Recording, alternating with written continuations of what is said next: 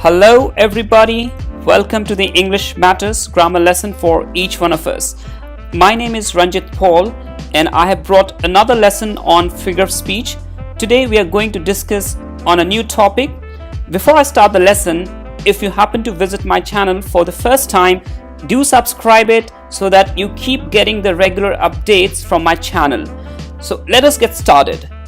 Now look at these few pictures right there on your device. Now we have got a set of ladders.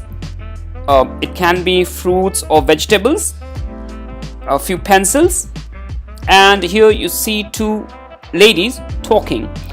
Now when you look at these pictures, you get some ideas. What sort of ideas? Contrasting ideas. One is tall, the other is short. Okay, we cannot be very specific, but we can talk about one looks very ugly, the other one very beautiful shape, right? When it comes to shape.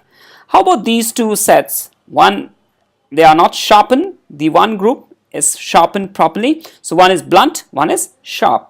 How about this? They are talking but not so loud, just a kind of whisper. Okay. So based on these ideas, we can conclude that they are opposite to each other. Tall, short, beautiful, ugly, sharp, blunt, whisper, shout. So we get contrasting ideas. So based on this particular concept, we have a term called oxymoron. Okay, oxymoron, it is a figure of speech because we are dealing with figure of speech in this particular series of lessons. So this is one of the figure of speeches. Figure of speech in which opposite terms, it can be words or phrases, appear in a piece of writing. So they come together like tall, short, okay, beautiful, ugly. So these kind of contrasting, very contradicting ideas, when they come together, we call it oxymoron. Going back to the history, oxymoron is a Greek word evolved from oxys, which means sharp, and moros, dull. So you can see the combination itself is describing in nature sharp, dull. So based on this idea, this particular terminology came up, oxymoron. Like I've got few examples. Bright, dark. Can dark be bright? But it's been used. Good, evil. How can evil be good? Okay, so two opposite ideas. Pious, sinful. Pious, who is holy. So how can someone be wholly sinful?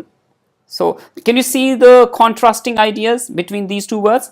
So these kind of ideas, when used in a piece of writing, that is called oxymoron. We will understand this with few more sentences. Okay, these two examples have been taken from the piece of literature. The first one is taken from the very famous writing play of Shakespeare, Romeo and Juliet. It is written here, why then, O brawling love, O loving hate. Loving, hate, hate, loving. Two contradicting ideas coming together, one after another, called oxymoron. Okay, as one great furnace flamed, yet from those flames no light, but rather darkness visible. How can darkness be visible? Darkness means you can't see anything, can you? Because to see, you need to have the presence of light. So this kind of expression is called oxymoron. Darkness visible.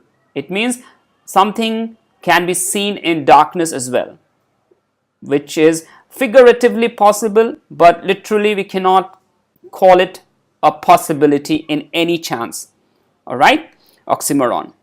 Let's understand it. Few more examples from day-to-day life. Shreya was lost in a small crowd.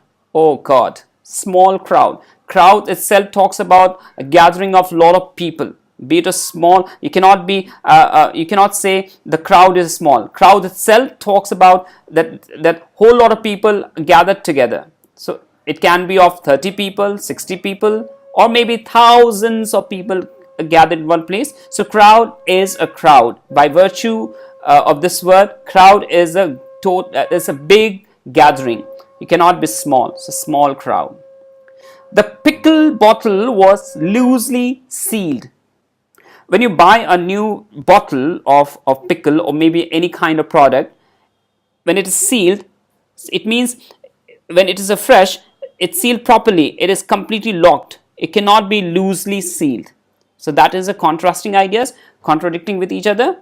Either it is loosely tightened, you can say, but sealed itself is a word which means it is properly tightened. Nowhere it is possible to open it comfortably. Okay, third one is the writer of Chronicles of Narnia was a devout who is holy, who believes on God, but atheist who does not believe in the existence of God. So how can someone be devout or atheist? Two contradicting ideas. So that is called oxymoron. The king summoned him in a gentle, cruel manner. The king summon means called him or summoned him in a gentle, cruel manner. Okay, so gentle and cruel, two opposite ideas come together in this sentence. It's called oxymoron. So I hope this lesson helps you to get the concept of oxymoron, and I'll come back to you with another figure of speech very soon. Until then, you keep learning. Take care. Have a great evening. Bye-bye.